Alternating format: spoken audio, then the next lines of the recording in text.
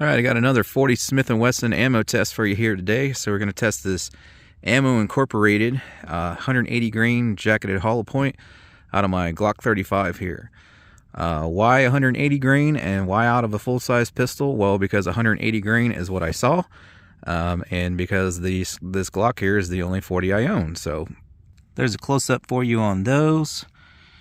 Now, I previously tested these 9mm and 45 as well.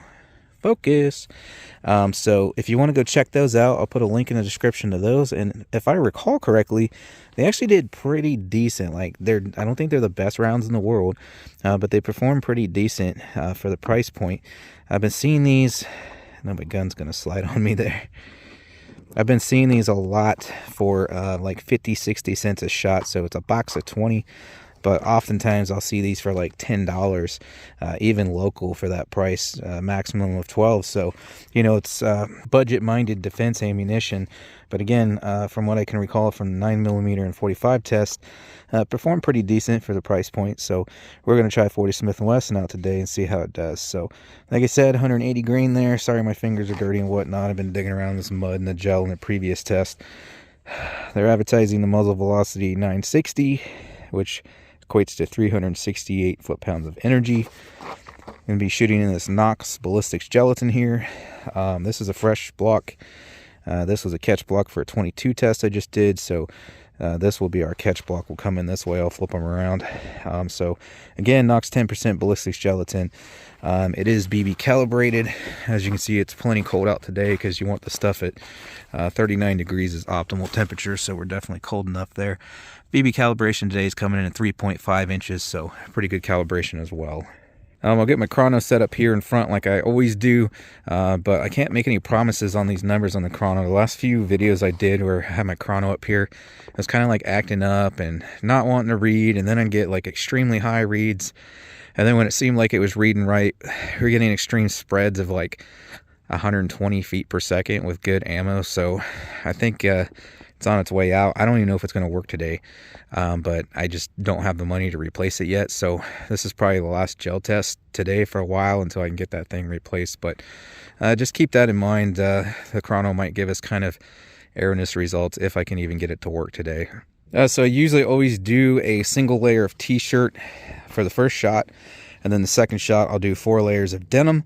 But for the life of me, I don't know what the heck happened to my t-shirt. It's not in my box with the denim like it should be, and I was unaware of that. So what I'm going to do, the first shot, we'll just do bare block. And I can tell you guys, honestly, that t-shirt makes zero difference at all. I've even tested it a couple times. I mean, you putting the t-shirt over there, you might as well just be shooting the bare block because it doesn't affect anything at all. I just throw that on there, you know, for the viewers. But so the results that we're going to get here today through just the bare block is going to be the exact same results as if I had put the t-shirt on there anyways. And then so after the bare block shot, we'll do the 4 layers of denim. We'll get a measurement on the depth for the penetration, pull them out, examine, and get a retained weight and an expansion diameter measurement as well. All right, here we go.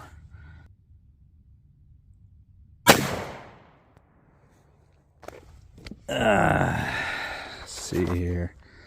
Yeah, see, this is what I was talking about. The chrono says 1110 feet per second, but the box says 960. So, yeah, that's definitely way too fast. So, that is not a good read. I think I'm going to have to throw that thing in the trash. I've had it for 3 or 4 years, and I can't tell you how many times I've dropped it and whatnot. I did take it apart and clean the optical sensors and whatnot and check all the connections and everything, and as far as I can tell, everything looks good.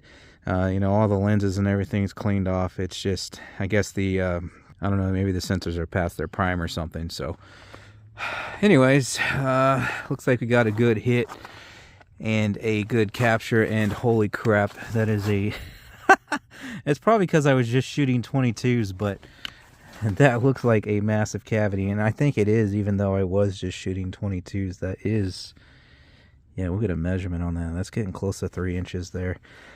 That is, wow. Way better than I expected for budget 40. So I think out of the calibers I tested, 9 and 45 and now 40, that's looking the best. Now of course that's a bare block, so we're going to see different through the denim. We'll see what it does. I think the 9mm and 45 still made an attempt to expand through the denim, but I know there was definitely reduced performance by quite a bit if I remember correctly. So anyways, that's looking great through the bare block. There she is. So let me get the denim set up. We'll take our denim shot, see what happens. We'll get a penetration measurement, and then we'll pull them out and take a look at them.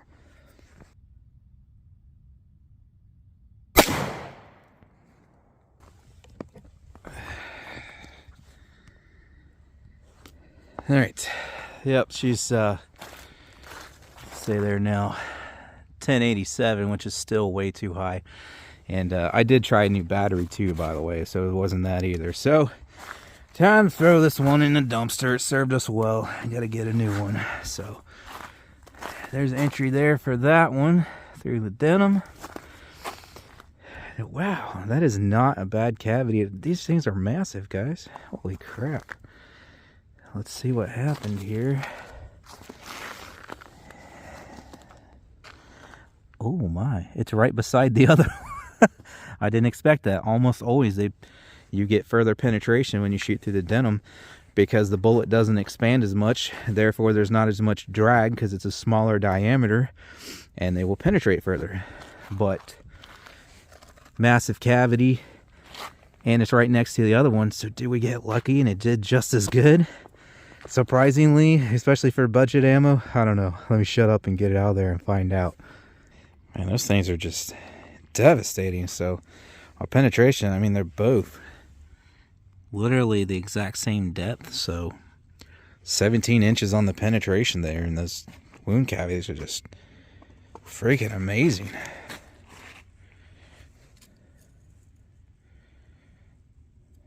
What's crazy too is how long it carries that damage, especially the one through the denim there. I'm going to guess that that one probably tumbled. That's why it kept carrying it that long. But even over here on just the bare block, it's still, that's like 8-9 inches. It carried the majority of all that damage before it finally calmed down.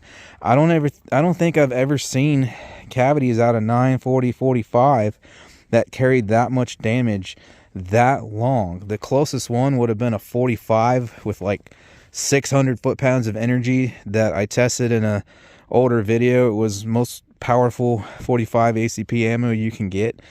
But yeah, these are blowing me away here today because this is some of the best I've seen, and that's just freaking budget ammo. So let me get these things out of here and see what exactly they did. And I don't know if you just heard that, but see, I just did it again. I knocked that off, not paying attention, hit it with the back of my leg. So that's probably why she doesn't work anymore. But like I said, I got a good 3-4 years out of it. So, all right, well, that explains it. So this is the one through the denim, and it looks like there's a little bit of denim stuck, or at least it imprinted in the lead. But that's why that did so much damage. It was all together right here, but the jacket has separated. I can pull this lead core out here. See, there it goes. But it was sitting together inside that jacket, but that thing hit. It tried to expand. The jacket basically separated, but I think, like I said, it probably turned, tumbled, yawed, something, and then stayed together, and that's why it just wreaked havoc right there. You can see how massive that cavity is about halfway through this block. It actually gets bigger. So that's exactly what happened. It hit, and then, I don't know, it tumbled, yawed something, and it was just going crazy. That's why it did all that damage. Rested right here. So you can see there's obviously a reduced performance there, but the way that it just so happened to occur created a lot of damage. So there's the one through the t-shirt. So I'm going to set these aside for the moment. What I want to do is take that shot again. We'll do one of each again, bare block, and then through the denim I'll just come in lower under these. We'll be able to flip it back and forth to compare, and I don't know, see if that does that again. That could have just been luck there, and most likely maybe every few shots that would be a repeatable thing, but I don't think every shot's going to do that. So let's try one more of each under these existing wound cavities here.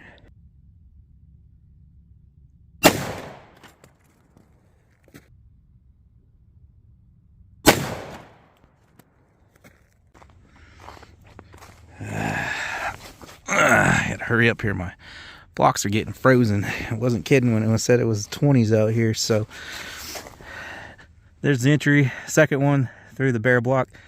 Entry, second one through the denim. I seen when I had to set this block back up. Where is it? The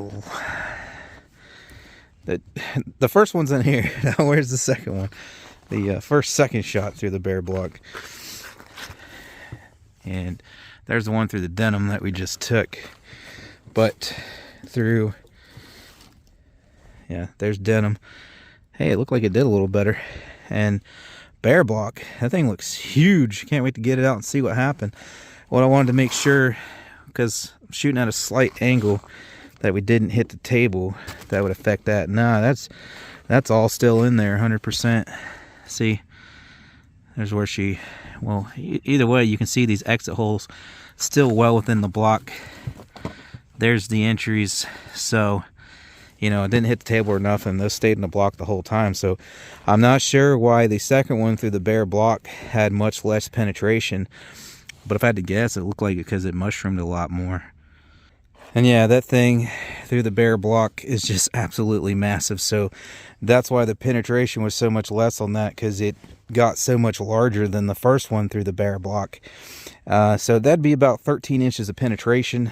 And then through the denim, we got better performance this time, I guess. That's a pretty good expansion there, guys. I mean, it's not massive like that one. And I don't think it's quite as big as the first one through the bare block. But that's pretty good performance through denim there. Looks a lot better than that first one as far as, like, you know, staying together and uniform expansion and whatnot. And it did come in a little further. These were one of the ones plucked out 17 inches. Our first shots both came in side by side there. So that one's coming in about 18 and a half there. All right, here's side by side for you guys. So this was the first one through the bare block. This was the second one through the bare block.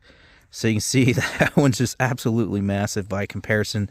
So that's why the penetration was so much shallower, because it expanded so much more larger. Then over here, first one through the denim, obviously. And then there's our second one through the denim. So what I'm seeing from this, I'm seeing really great performance, especially for the price. It's just not necessarily repeatable performance, because you know, first one through the bare, we got 17 inches penetration, and that's what it looks like.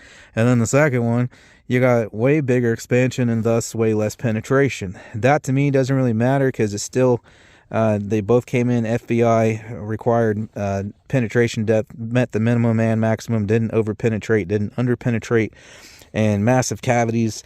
But you know, some guys want consistent 17, 18 inches of penetration. So for those guys, or less. So for those guys who want repeatable results, this is probably not going to be for you, but they both came in FBI standards. And then through the denim, I'm still impressed, especially for the price point. You got massive damage on this one just because of the way it got mangled. 17 inches there. And then this one, pretty decent. Good expansion, pretty wide there, pretty uniform, and just a ½ inch over penetration compared to FBI standard there. So for me, I think that's really great performance for something that's only 50 cents a shot. So while not necessarily repeatable performance from one shot to the next, I think that's good performance regardless, based off of all the results we got here today, again, especially at the price point. So for 50 cents a shot, I couldn't be happier with these things.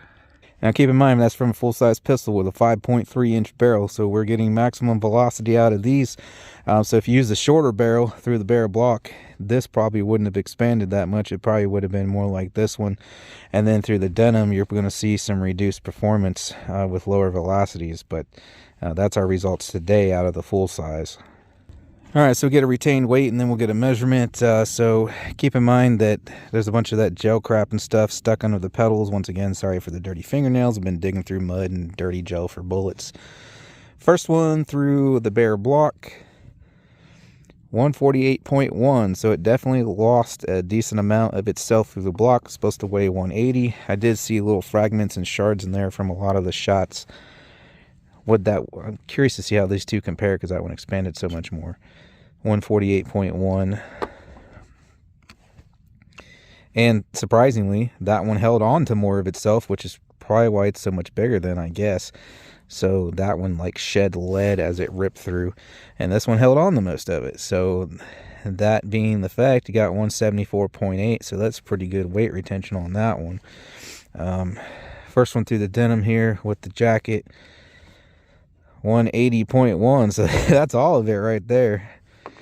And then the second one through the denim here, 181.4, so that's all of that one. The little extra is just from the denim and whatnot, or not denim, but gel that's stuck under those pedals there. All right, I'm not going to bother trying to measure this, because, like, how would you measure it? Where would you measure it from? So, but the second one through the denim that stayed together nice for us there at the largest point, it is 0.633, so 63 caliber there.